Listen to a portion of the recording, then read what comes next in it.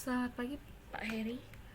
Di sini saya Gracia Merita Amai dengan NIM 2112004 Politeknik Industri UKMC. Saya akan menjelaskan tentang ergonomi beban kerja dan kapasitas kerja. Pengertian ergonomi. Istilah ergonomi berasal dari bahasa Latin yaitu ergon, berarti kerja, dan nomos berarti aturan atau hukum, dan dapat didefinisikan ergonomi adalah ilmu atau seni dan penerapan teknologi untuk menyerasikan atau menyeimbangkan antara segala fasilitas yang digunakan baik dalam beraktivitas maupun istirahat dengan kemampuan yang keterbatasan manusia baik fisik maupun mental, sehingga kualitas hidup secara keseluruhannya menjadi lebih baik. Yang kedua adalah tujuan ergonomi. Yang pertama, meningkatkan kesejahteraan fisik dan mental melalui upaya pencegahan cedera dan penyakit akibat kerja, menurunkan beban kerja fisik dan mental, mengupayakan promosi dan kepuasan kerja. Yang kedua, meningkatkan kesejahteraan sosial melalui peningkatan kualitas kontak sosial, mengelola dan mengkoordinir kerja secara tepat guna, dan meningkatkan jaminan soal baik selama kurun waktu usia produktif maupun setelah tidak produktif. Yang ketiga, menciptakan keseimbangan rasional antara berbagai aspek, yaitu aspek teknik, ekonomis, antropologis, dan budaya dari setiap sistem kerja yang dilakukan, sehingga tercipta kualitas kerja dan kualitas hidup yang tinggi. Yang selanjutnya saya akan menjelaskan tentang beban kerja. Beban kerja menurut Meskati dalam Astianto dan Suprihadi tahun 2014 dapat didefinisikan sebagai suatu perbedaan antara kapasitas atau kemampuan pekerja dengan tuntutan pekerjaan yang harus dihadapi. Mengingat kerja manusia bersifat mental dan fisik, maka masing-masing mempunyai tingkat pembebanan yang berbeda-beda. Tingkat pembebanan yang terlalu tinggi memungkinkan pemakaian energi yang berlebihan dan menjadi overstress.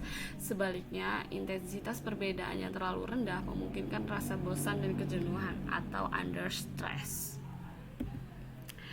Pengukuran beban kerja fisik dilakukan secara objektif, di mana sumber data yang diolah merupakan data-data kuantitatif. Misalnya, yang pertama, denyut jantung atau denyut nadi digunakan untuk mengukur beban kerja dinamis seseorang sebagai manifestasi dari gerakan otot. Semakin besar aktivitas otot, semakin besar fluktuasi dari gesekan denyut jantung yang ada. Demikian pula sebaliknya. Yang kedua adalah konsumsi oksigen atau oksigen yang dikonsumsi oleh seseorang dipengaruhi oleh intensitas pekerja yang dilakukan. Secara khusus, konsumsi oksigen dapat dibandingkan dengan kapasitas kerja fisik. Selanjutnya saya akan menjelaskan tentang kapasitas kerja.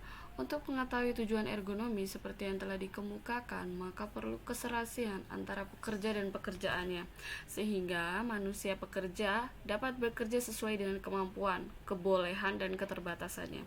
Yang pertama adalah umur. Umur seseorang berbanding langsung dengan kapasitas fisik sampai batas tertentu dengan mencapai puncaknya pada umur 25 tahun. Pada umur 50-60 tahun, kekuatan otot menurun sebesar 25%. Kemampuan sensoris menurun sebanyak 60%. Yang kedua adalah kemampuan kerja fisik. Kemampuan kerja fisik adalah sebuah kemampuan fungsional seseorang untuk mampu melakukan pekerjaan tertentu yang memerlukan aktivitas otot pada periode waktu tertentu. Yang ketiga adalah antropometri data. Antropometri sangat penting dalam menentukan alat dan cara mengoperasikannya. Kesesuaian hubungan antara antropometri pekerja dengan alat yang digunakan sangat berpengaruh terhadap sikap kerja, tingkat kelelahan, kemampuan kerja, dan produktivitas kerja. Yang keempat, kesegaran jasmani.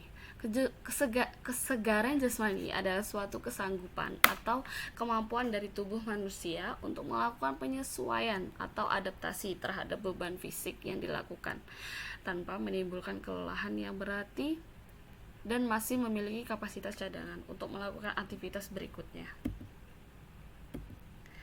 Demikian presentasi dari saya. Terima kasih.